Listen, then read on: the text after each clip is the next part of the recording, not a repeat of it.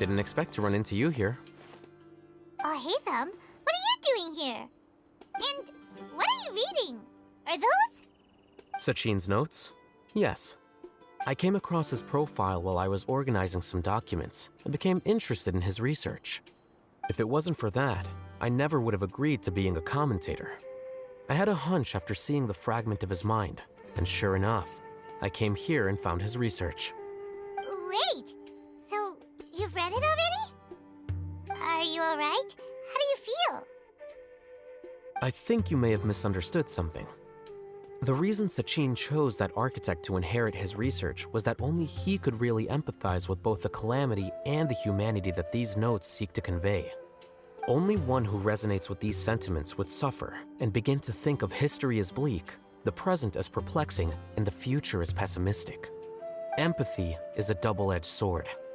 Clearly, I am not the same sort of person as Sachin was. Empaths have many friends, and their wide social circle comes with certain societal advantages. But this also makes it hard for them to achieve their goals. Why is that? All important things in life involve other people. As such, it's extremely difficult to live a life that causes no harm whatsoever to others. If you really want to achieve your goals, you have to be prepared to make enemies along the way. Not everyone can deal with that reality. And that reality is like the material here: objective, heavy, negative. But at the end of the day, for all these experiment results and conclusions, it's just one person's perspective, Sachin's.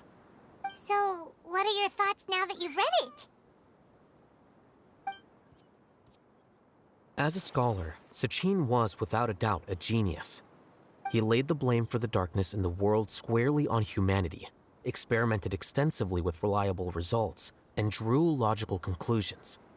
In that sense, one might say his views were correct. So, people are bad? And things can only ever get worse? All of that's true? That is not a question for me to answer. Someone else will arrive shortly.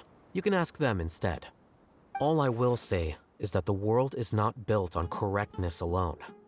Sometimes, being correct means nothing at all.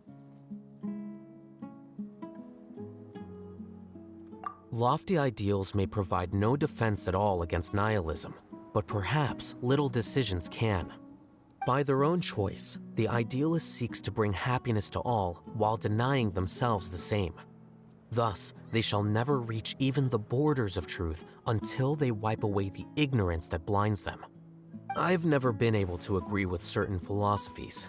Even Sachin himself struggled to comprehend the notion of sacrificing oneself for the greater good. But sadly, all viewpoints will find their supporters, and the way we see the world largely decides our fates.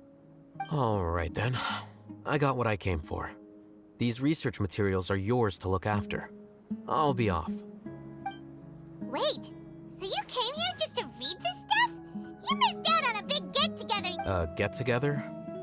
Ah, yes, that makes sense. This is a good opportunity for that sort of thing.